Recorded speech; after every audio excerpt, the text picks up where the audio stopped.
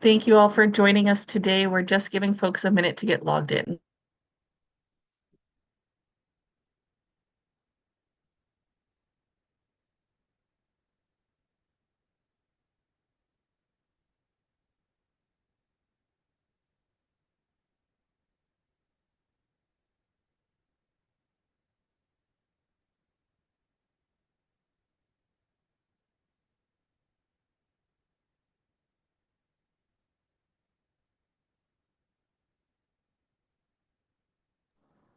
Thank you all for joining us today. We're just giving a few last seconds for folks to get logged in. If you have any initial questions, feel free to post those in the Q&A box for the presenters.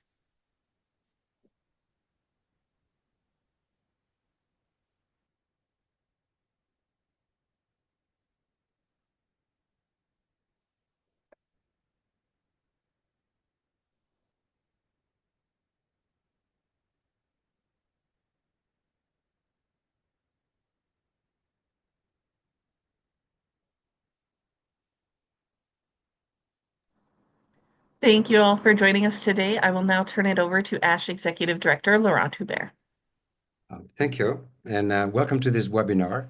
ASH is organizing commemorating the 20th anniversary of the WHO Framework Convention on Tobacco Control. And some of you might be very familiar with the treaty, but for those of you who are not, this treaty, the Framework Convention on Tobacco Control, was formally negotiated by all member states of the United Nations under the auspices of the World Health Organization, which is a subsidiary body of the UN. And through consensus, it was adopted as an agreement between countries. It was negotiated between 2000 and 2003, and after the negotiations were finalized, it was unanimously adopted by the World Health Assembly, which is the decision-making body of the WHO, in May of 2003. And the FCTC came into force in February of 2005. Basically, that's when it became legally binding for all the countries that joined it. And that was basically 90 days after the 40th ratification or 40th country that had joined the treaty. And we actually had 41 at that time in 20 years ago when the treaty entered into force. Currently, the FCTC has been joined by 183 parties, 182 countries and the European Union, covering really most of the world. And some countries have not yet. So we have a few countries like the United States, for example, that has signed but not ratified. Same with Indonesia and Switzerland and Argentina, for example. Just to let you know also very quickly that the FCTC has a whole set of events, the Secretariat that will be on this topic. Some will be in Geneva, and there's going to be a media and social media campaign they're organizing, and ASH will also do a social media campaign to support this work. So I want to thank also the three panelists we have today. We have three panelists, wonderful panelists who have been involved in the early stages of the FCTC process, including one person who was involved at the very, very genesis, and we could say she's somehow responsible for the FCTC in part. And today, though, we will not be using presentations, but you can feel free to use the Q&A at the bottom of the screen to ask questions. And you can ask them to any of the panelists who will be talking during this session.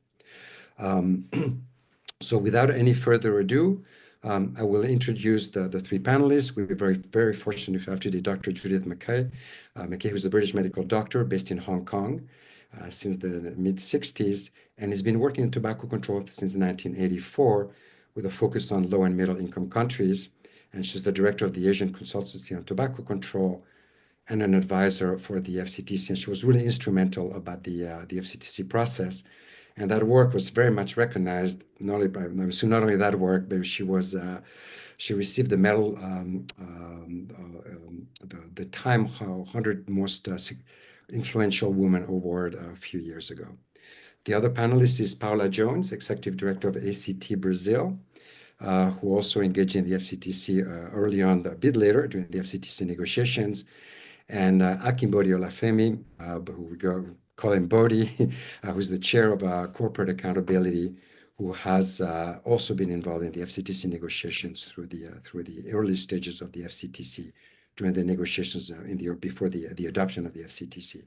Again, if you feel free to use the Q&A box at the bottom of the screen to ask any questions.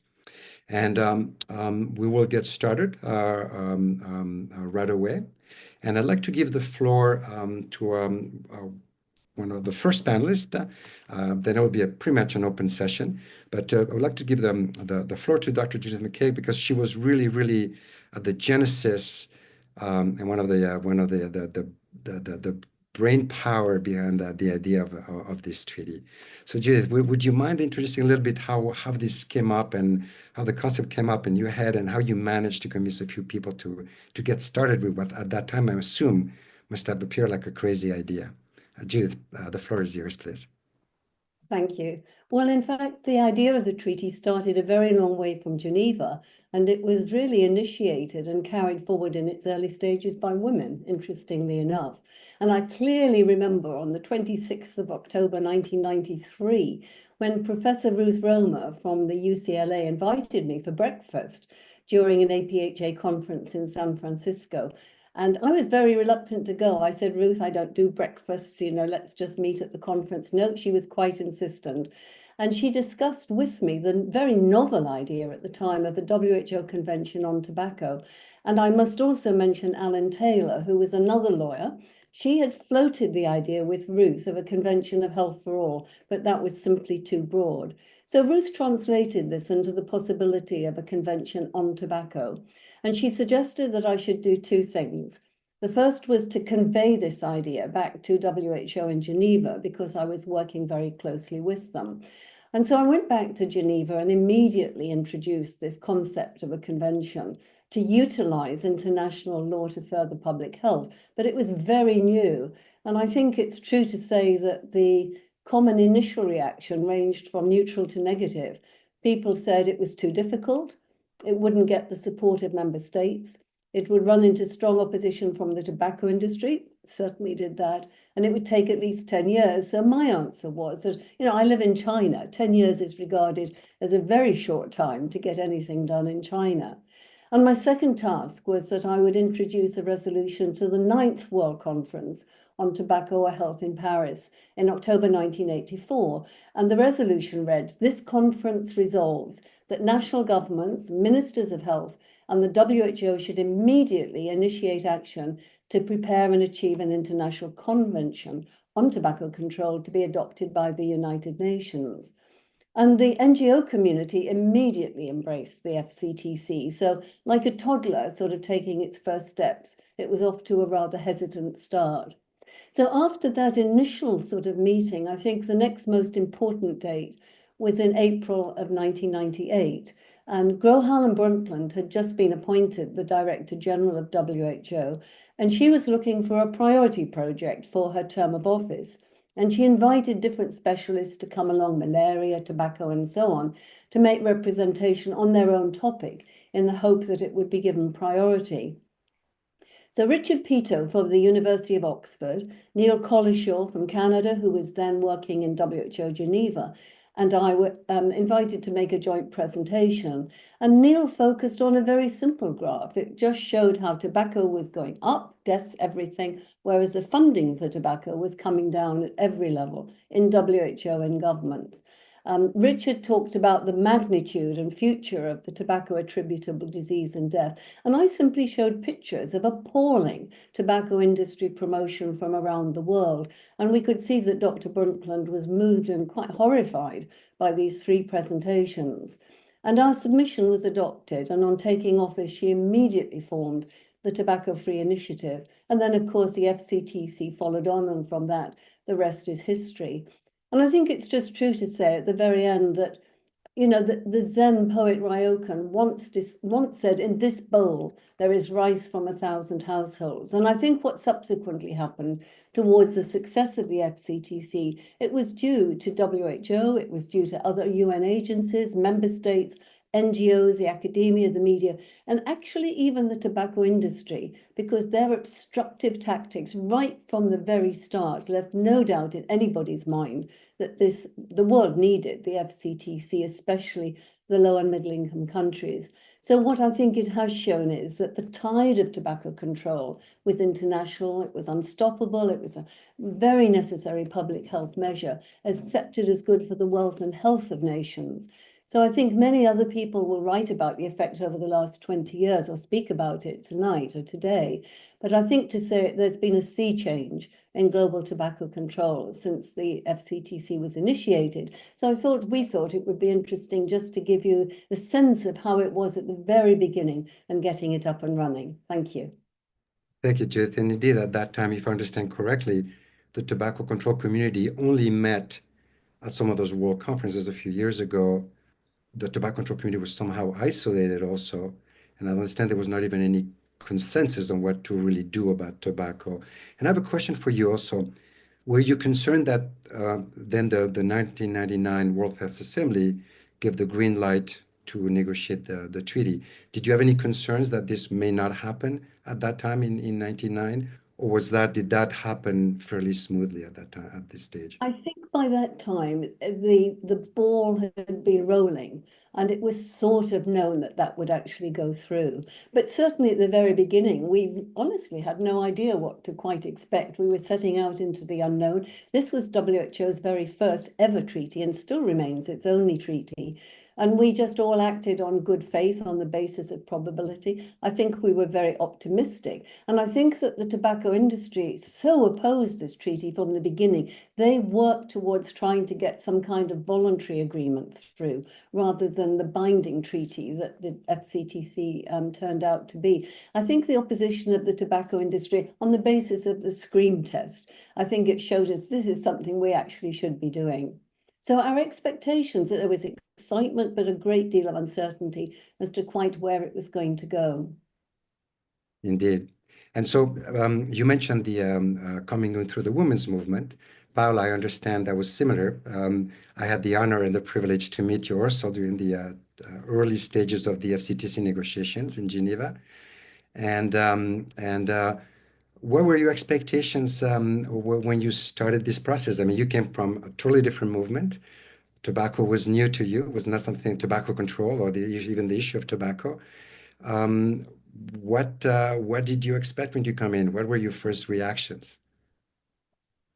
Yeah, well, hello everyone. Good morning, good afternoon, good evening. Well, it's a pleasure being here. I mean, it's amazing how 20 years goes like that, right? Actually, more than 20, if you think about FCTC negotiations. Well, I used to work for this feminist NGO in Brazil, working on gender and environmental issues. And that organization I worked for, my boss back then, Thais Corral, she was also the co-founder of a US-based NGO called We Do. And they participated in some of the public hearings about should we have a convention on tobacco control or not? So I started working for that organization, and then she asked me, can you go to Geneva in like 2 weeks or 3 weeks, whatever? And then she sent me the papers of what was happening. I mean, and there was already like a draft text or something, and I was, oh my God, I was a smoker back then.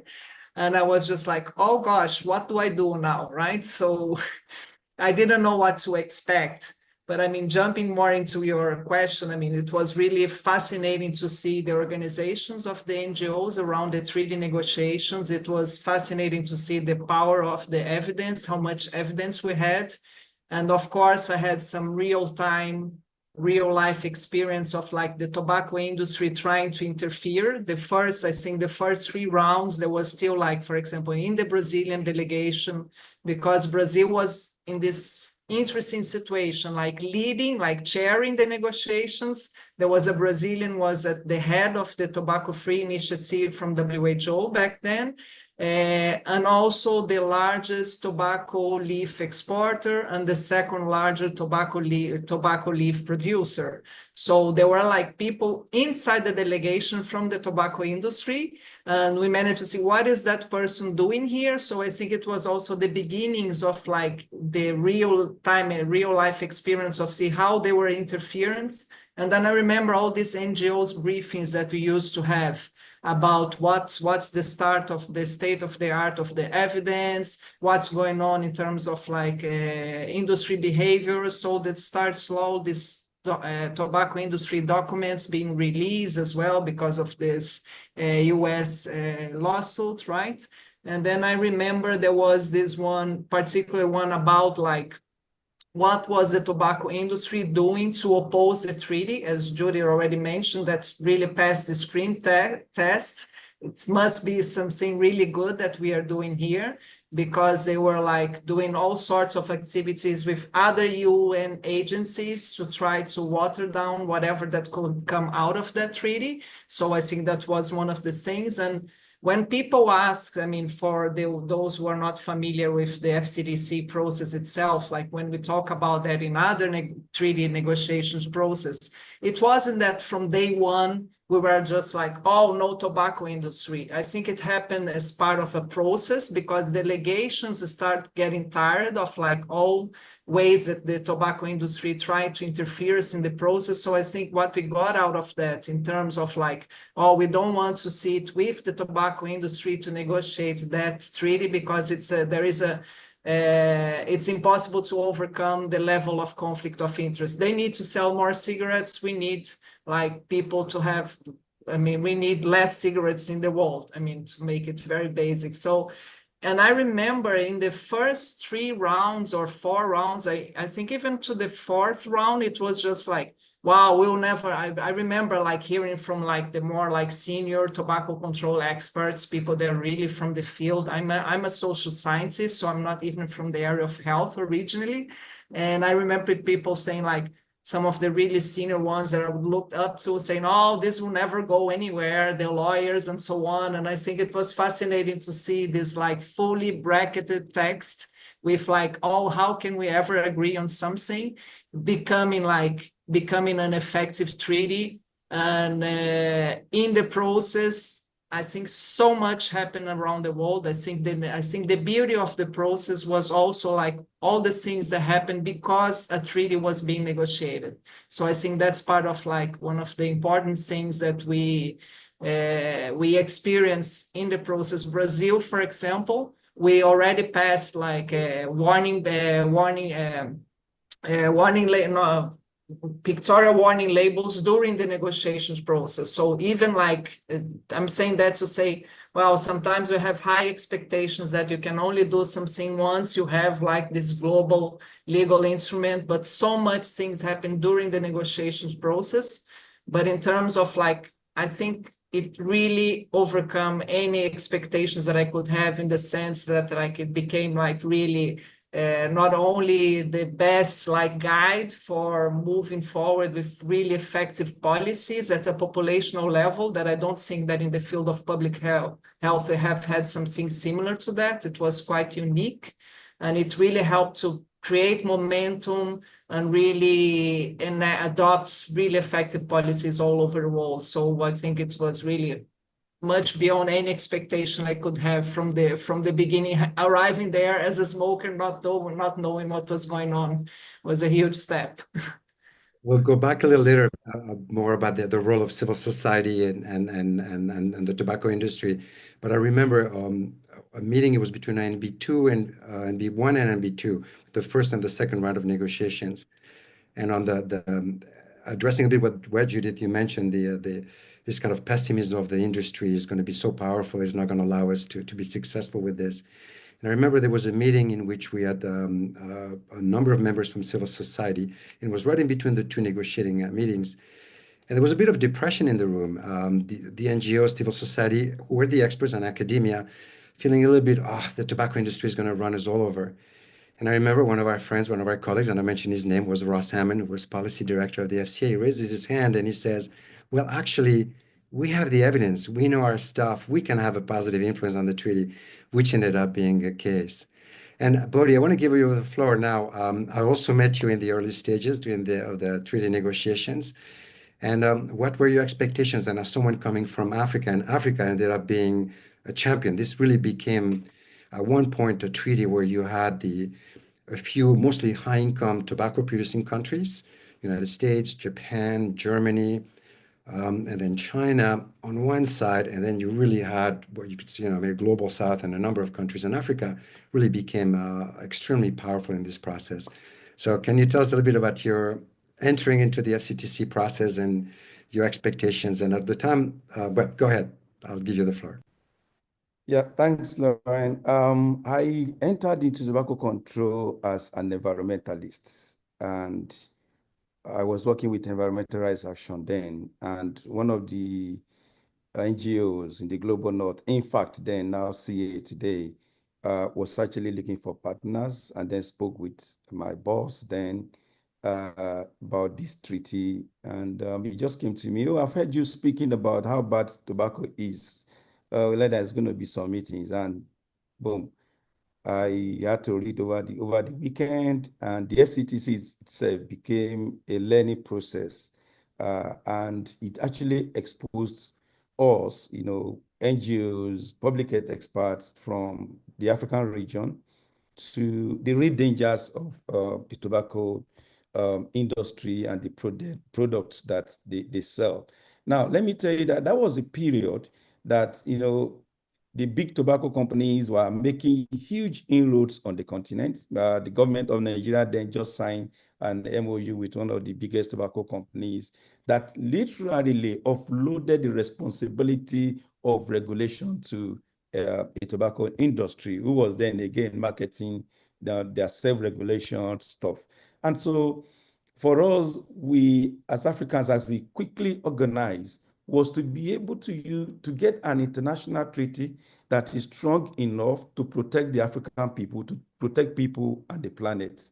A treaty that we can take and come back home and ask our governments to begin to implement at home. So it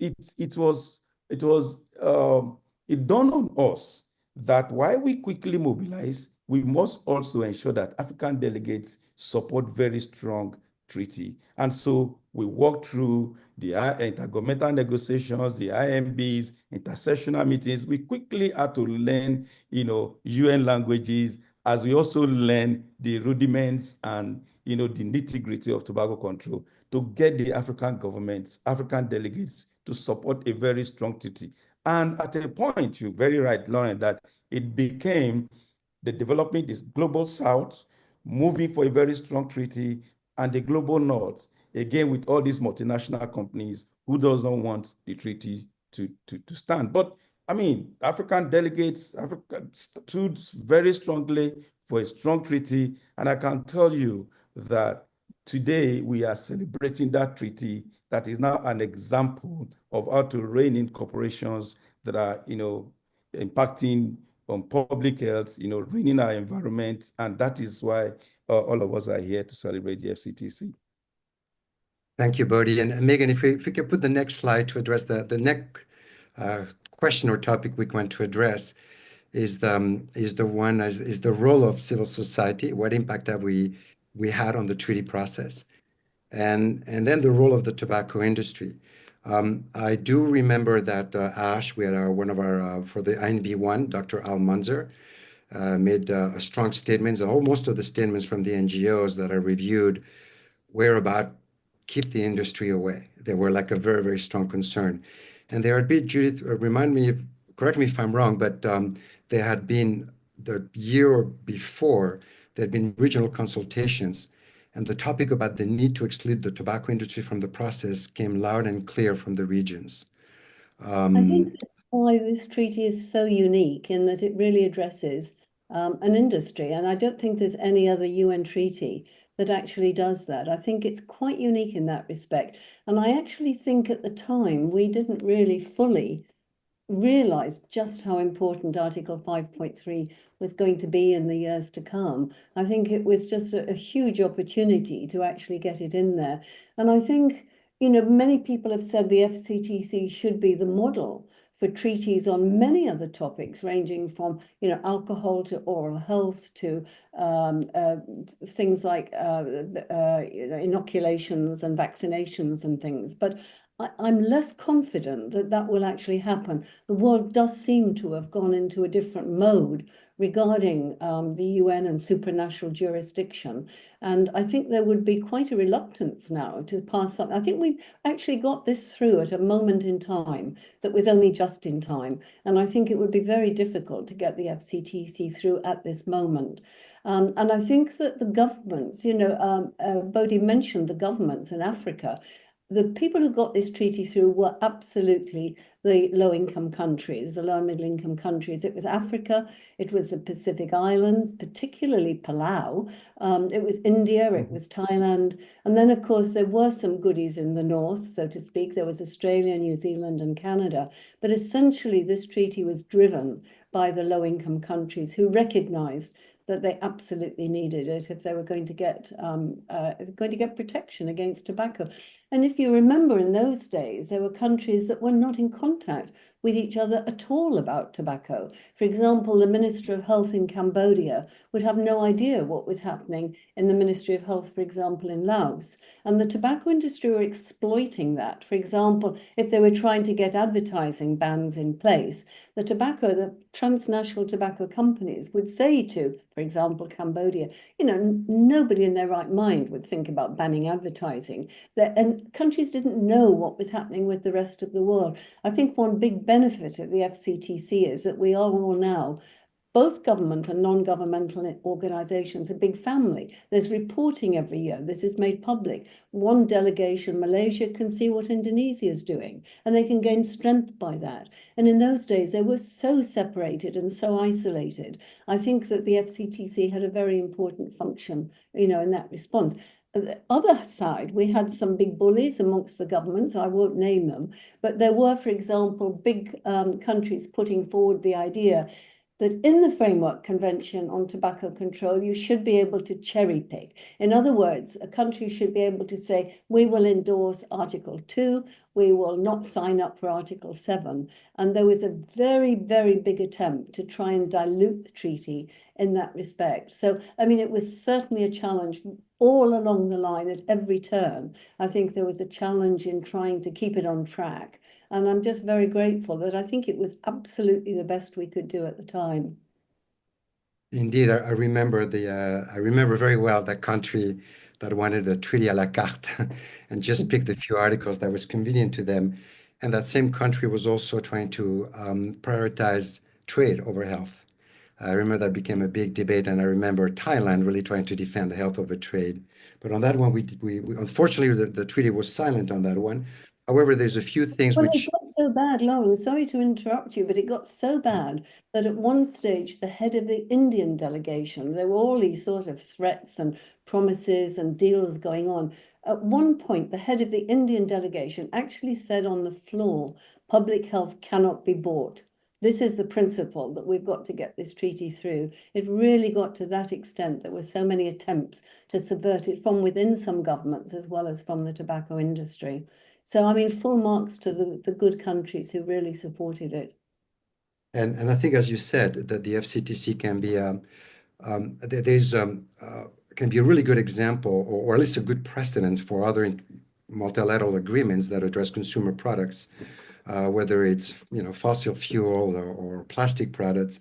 Given that we're fortunate to have in our preamble a recognition that parties should give priority to human rights and and health over the commercial interest.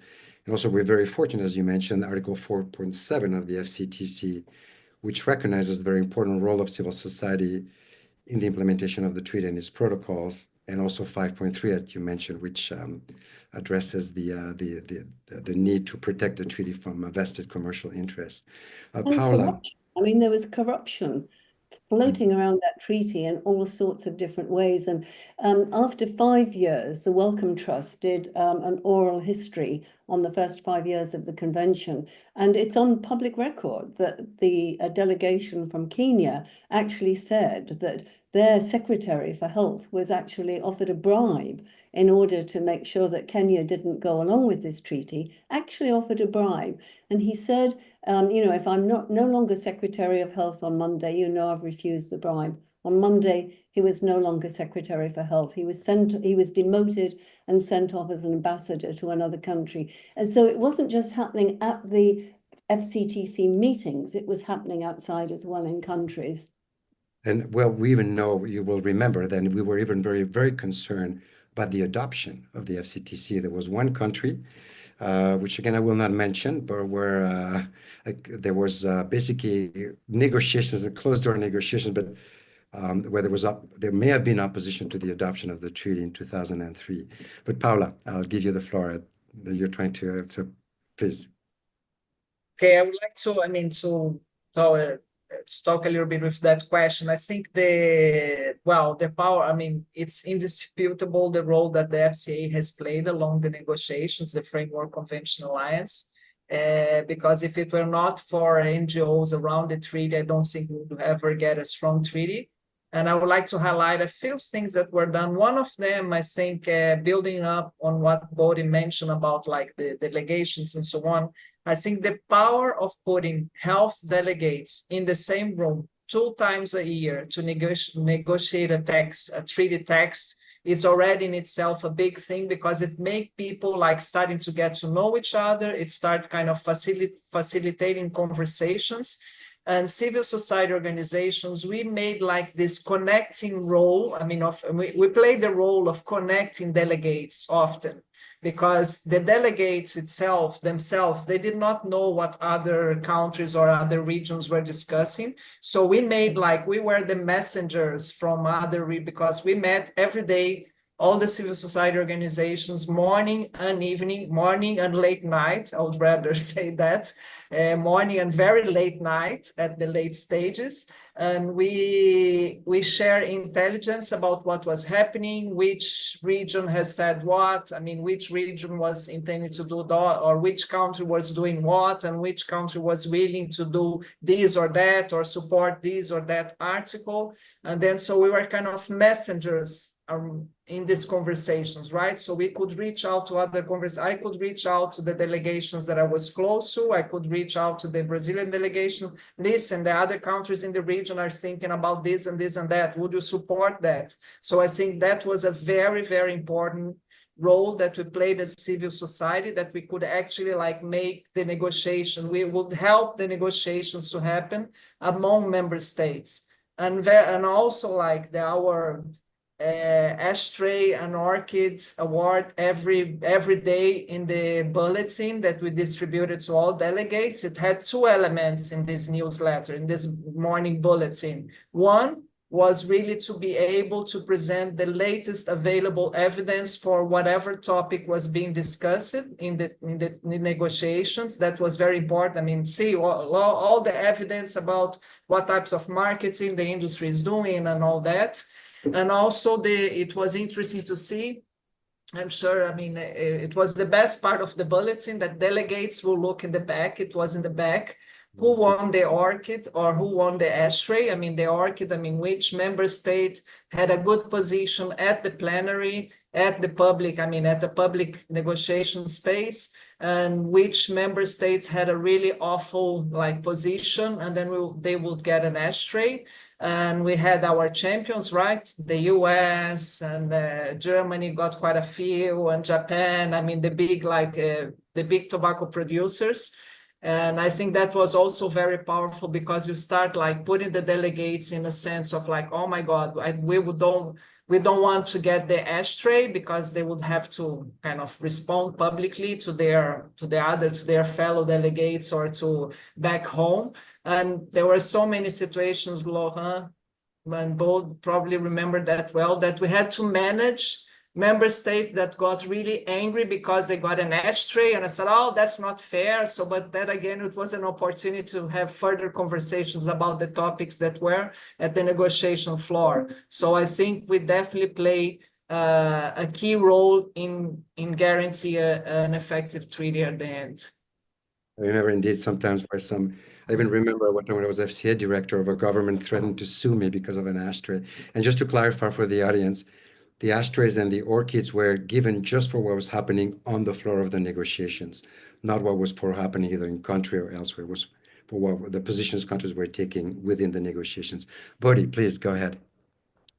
Yeah, I just want us to always remember the critical role the policy briefs played throughout the negotiations. And those technical sessions, they provided not only capacity for the NGOs, but also for the delegates who are just in the Ministry of Health, who don't know too much about tobacco control, who don't even know the correct languages, but we do produce policy briefs on every aspect of the treaty, advertising, smoke-free, taxation, etc., 5.3, keeping the industry out of the treaty. And those policies will not only explain in detail what are the rationale and the science behind them, but also provide clarity about what type of provision, what type of text that can be in the treaty that will make the treaty strong. I think that uniquely provided the necessary quick capacity building program, if I'll call it. It was like a faculty, for delegates and NGO. And that enables people to be able to take very in-depth, very effective, support effective provisions in the treaty.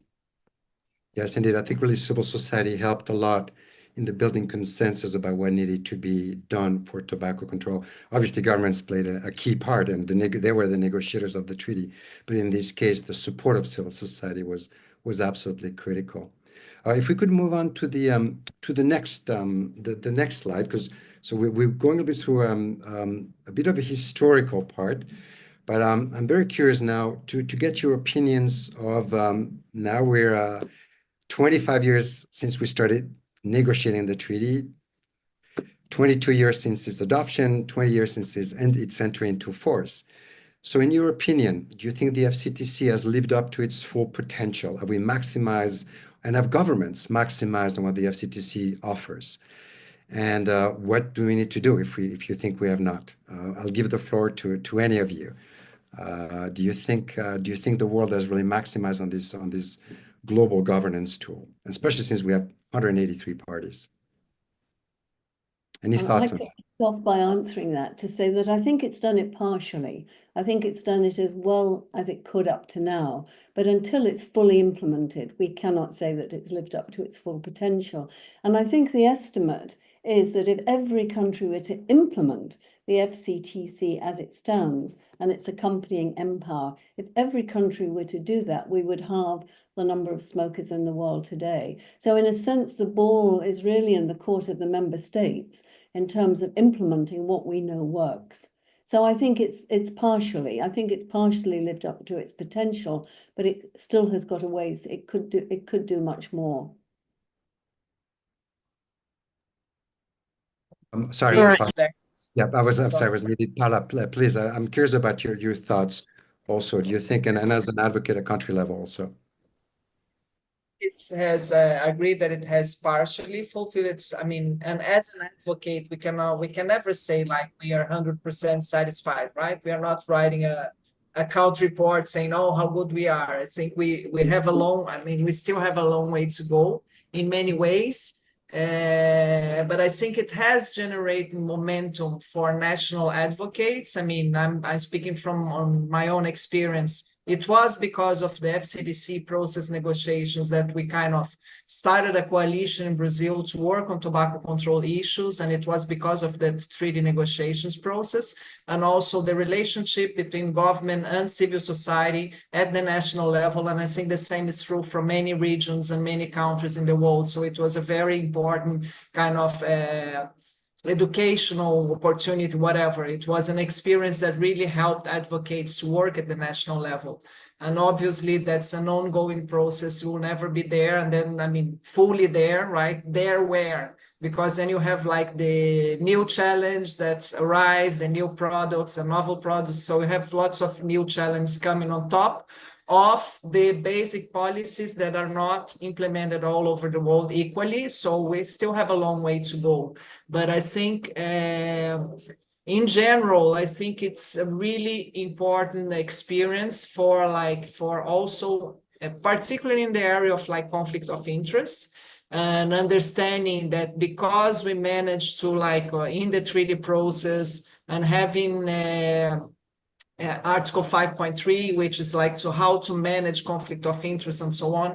It also has helped us to understand in the public health sphere that we need to manage conflict of interest if we want to like succeed in having effective public health policies. I think that's a very powerful message and lesson that we have from the FCTC process. And I think it's pretty unique what we have in the FCTC when we look at other UN treaty negotiations. That's a good point. And every COP, at the first day of the COP, when parties present, country after country says the biggest obstacle to implementation is industry interference. I think the other obstacles is lack of whole of government engagement. Sometimes I think there's a bit of incoherence at national level from one ministry to the other, from health to finance, and lack of resources, I think. Bodhi. Yeah, I mean, I just want to say, can we just imagine if there was no FCTC? Yes. It basically means there'll still be billboards on the street of Lagos. It means that tobacco companies will still go near schools and hand over cigarettes to kids. It means we can no longer enjoy our coffee in restaurants near us. I mean, we can go on and on and on and on. Yes, the FCTC has made tremendous impacts. Only South Africa had what you can say, what was near a national legislation when the FCTC process started. Almost all African countries do have a law. We have an international treaty we can hold on to and flag it to our government that you have to comply. So we headed somewhere, and there are truly challenges, but I think that to me, the FCTC is a game changer on my continent. It's raised awareness about the dangers of smoking. It's gotten government organized, and they're rallying energies to be able to move, not as fast as we would love, but I think we have that momentum. And I think, as Paula said, we have used the FCTC to create that momentum for the future. But we'll continue to fight as advocates. There are new challenges, emerging products, etc. But the FCTC, to me, has been a success.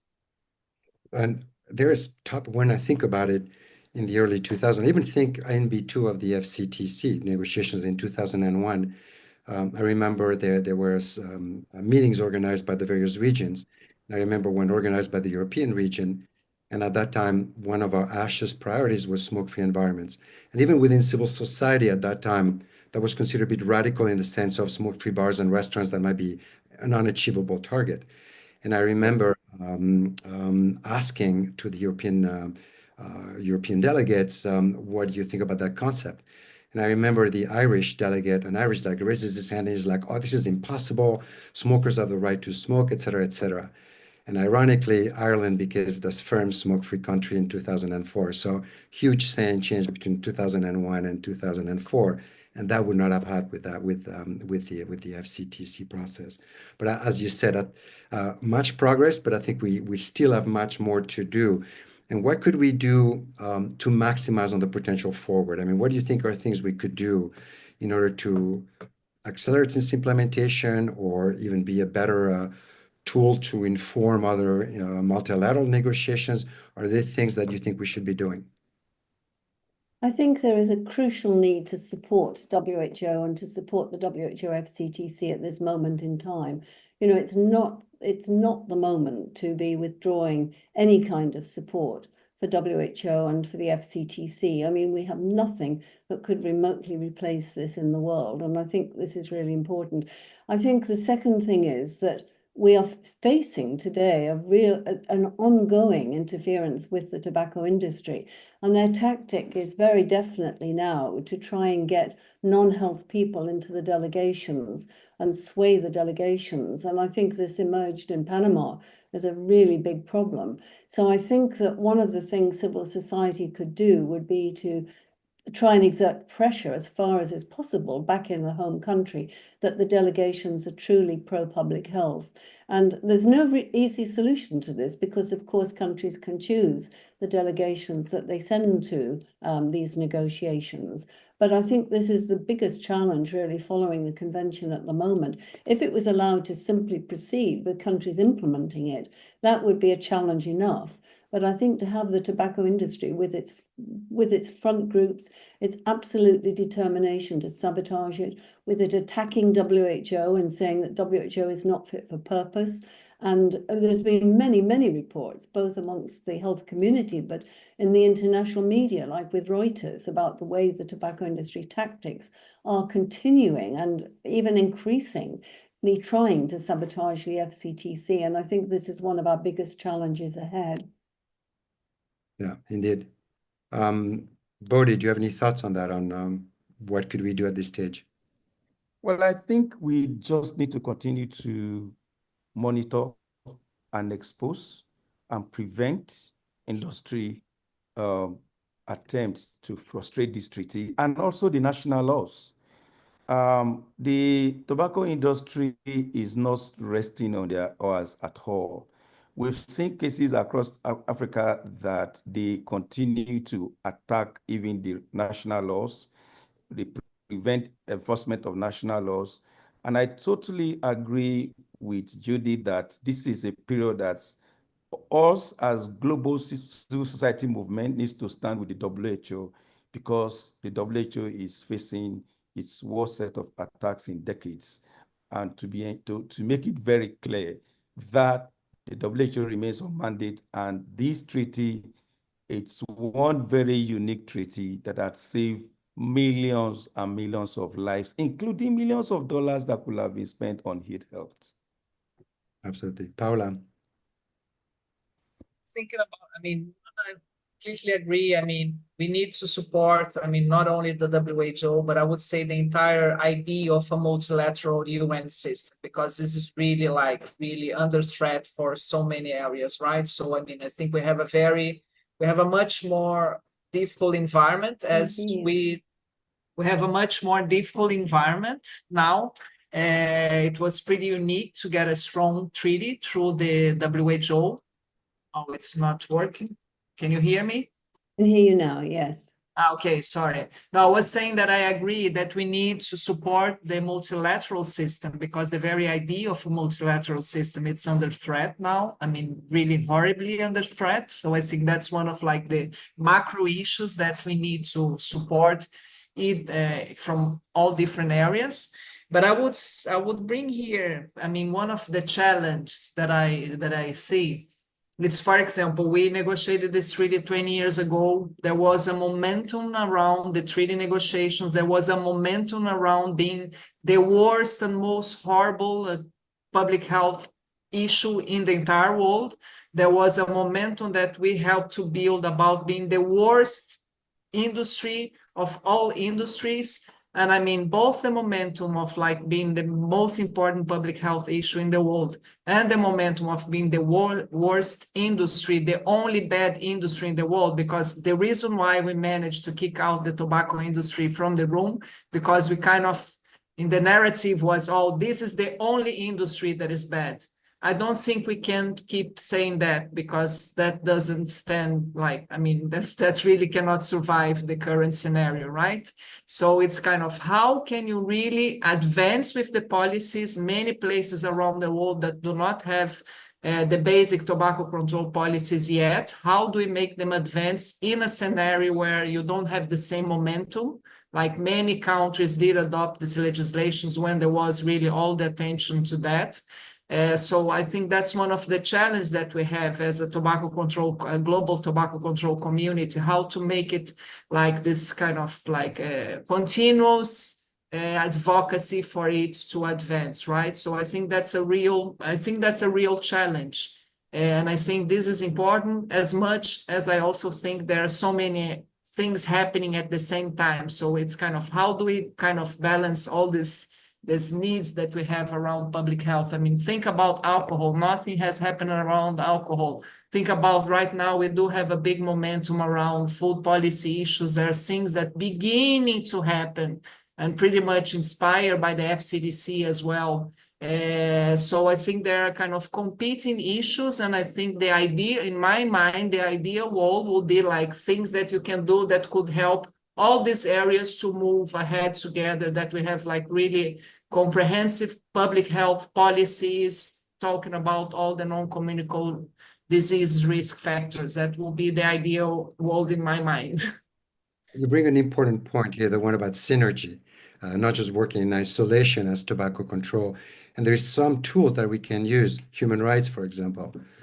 Most of our countries that have ratified the FCTC have also ratified human rights treaties.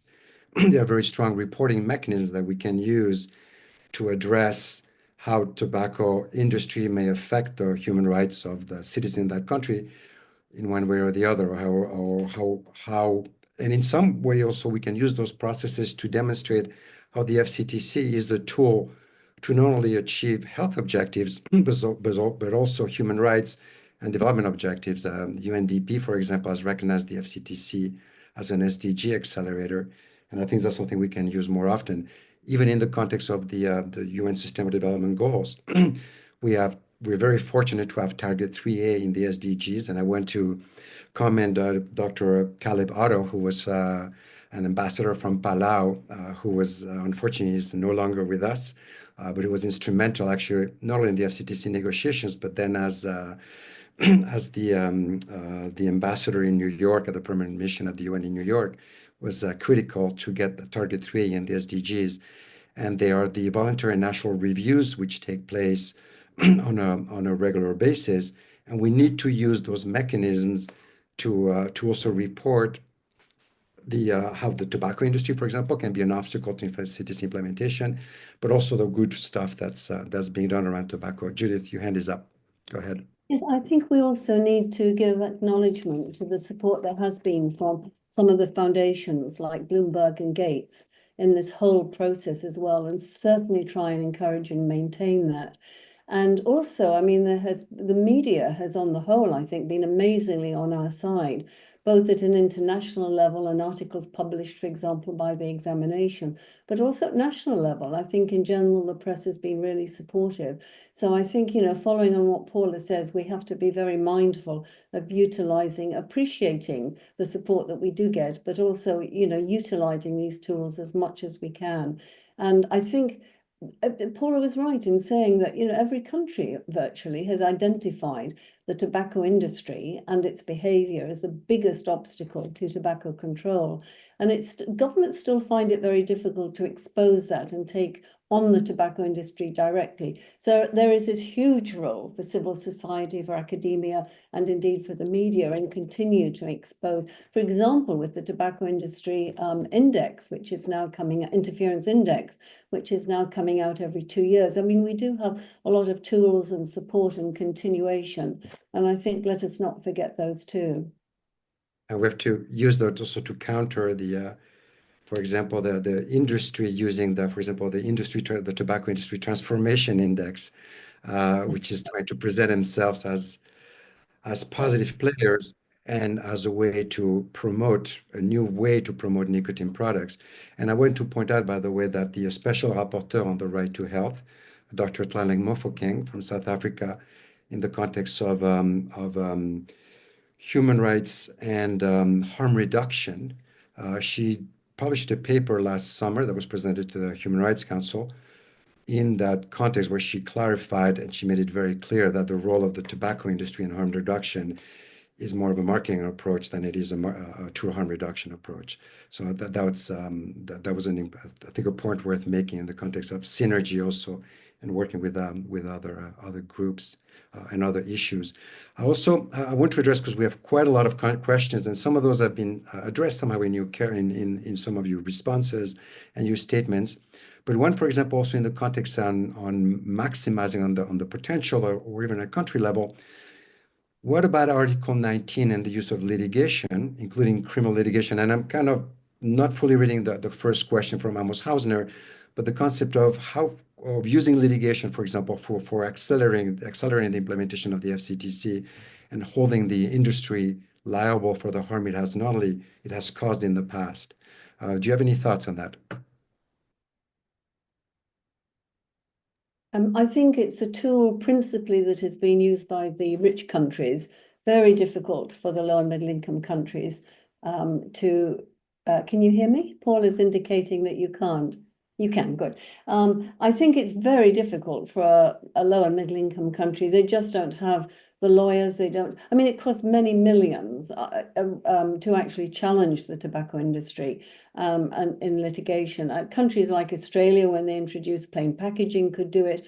It would be quite difficult, if not impossible, for a country like Vietnam or like Laos, for example, to actually act in that initial role. And that's why the rich countries are still so important to us, because they can lead the way in a number of things, because they do have the wealth, they have the lawyers, they have the ability to take on the tobacco industry. And of course, once plain packaging was introduced, many, many others just followed. So I think there is definitely a role, as an exemplar role, amongst the wealthier countries in the world. But, you know, lawyers who are interested in tobacco control are few and far between. Economists who are interested in tobacco control are few and far between. I mean, trade experts who are interested in tobacco are few and far between. I mean, these are the people we need on our side, we need as allies to try and take this whole thing forward.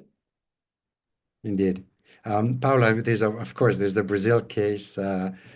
So can you I was just going to say that I think it's important, and I think it's important that the wealthy countries do support the lower income countries, either when they are challenged or to make the case for them to do something about it. In Brazil, we do have a lawsuit to recover the costs from the costs associated with the damage caused by tobacco, and it was really many years work, like to sensitize the government to start this lawsuit against the industry. But I think this is an important tool, although, I mean, the end result might never be seen in real life, I mean, in our lifetime, perhaps, but I think it's an important precedent that need to enter the legal system one way or the other. And I think there are ways of doing that doesn't make it incredibly expensive. And I think it's very different from country to country, how much it costs depending on who enter. In Brazil, it's not expensive like the US. And we make sure that it was the government that initiated this lawsuit to recover costs. So it will be there for many years, sustained by the government. I'm aware of time, so I'll give over to Bodhi, but just to say that it's important. Bodhi? Okay, so in the African continent, we've seen two sets of cases. Mostly we've seen those by the tobacco industry against enforcement of tobacco control laws. Well, we've not seen them win in some of those cases, but this is where the issue of strengthening international cooperation among governments on using liability and litigation. In the case of cost recovery, we had one in Nigeria since 2007. As I'm talking to you today, it has not gone into trial. You know, they've been raising objection, and there, again, the issue of resources to support such causes in the low and middle income countries to be able to use litigation like it is used in other, like developed countries. So the situation seems to differ, and so we need more cooperation. Thanks. I know we're short on time, but I still want to give all of you the opportunity to say closing words. So I'll go in reverse order, and I'll have you, Bodhi, start, then Paula, and then Judith. And you may address, if you want, to any of the topics in the many questions. There are a lot of great questions, and I'm sorry we don't have the time to go through all of them. But if you just like closing statements, so I'll start with you, Bodhi, then Paula, and then Judith. Bodhi, you go ahead. Well, what I just want to say is that the FCTC set a momentum where we've not hit the target of the kind of reduction in global, diseases and deaths related to tobacco control. And so we need to continue fighting. On the continent, there is a new wave of tobacco companies now trying to sponsor laws to weaken the existing laws. We need to be alert to monitor and expose and counter the industry. As they keep changing, we need to continue to modify our strategy and approaches. Paula. I was just going to add about the legal part, because I mean, some of the questions were about also like, because some of the policies are being threatened literally threat in many jurisdictions, right? So I think we also have a role to play in protecting those policies, in participating in the I mean, through the legal space, that we as advocates should protect these policies. And then just a very quick comment on, I mean, okay, what do we do now to advance with other issues when we have such a horrible multilateral scenario right now? I think we need to continue using it as tools, because I think the power of the evidence and the power of getting together and uniting around an issue, I mean, it's still here, although the context is not the best. I would just say that going back to the early days, Laura, when we didn't believe we'll get anywhere, we did get somewhere, right? We did get to a really important space. So I think this is possible for other issues as well, by uniting and using it as an important tool. Judith, go ahead. I would just say very briefly that I think the FCTC has been the greatest single game changer in the whole tobacco scenario around the world for rich, medium, low-income countries alike. I think it's taught us there's no quick fix. And I think thirdly, I would just say that I once pledged that I would work until I was 100, and I am certainly not changing that. It's going to still be a challenge ahead. Thank you. Thank you. Well, I want to thank you all for joining us today, and thank you to the panelists. And John, and it's one of the last questions that we had is where we're going, and I just want to remind everyone that the FCTC does have also Article 2.1, which encourages countries to go beyond the articles in the treaty to protect the health of their citizens. And that's something that's on the agenda for the next conference of the parties. And so we obviously need to accelerate the implementation of the treaty, because not all countries are equally at the same level, but it's also worth looking forward and to think about how far can we go in addressing this issue, and what new novel policies could be addressed to make sure that no one has to die because of tobacco, and also that the world and the environment is better because we don't have to address with that tobacco issue. And really, the reality that should be the low-hanging fruit when it comes to development and human rights issues. So again, thank you very much to all of you for joining us.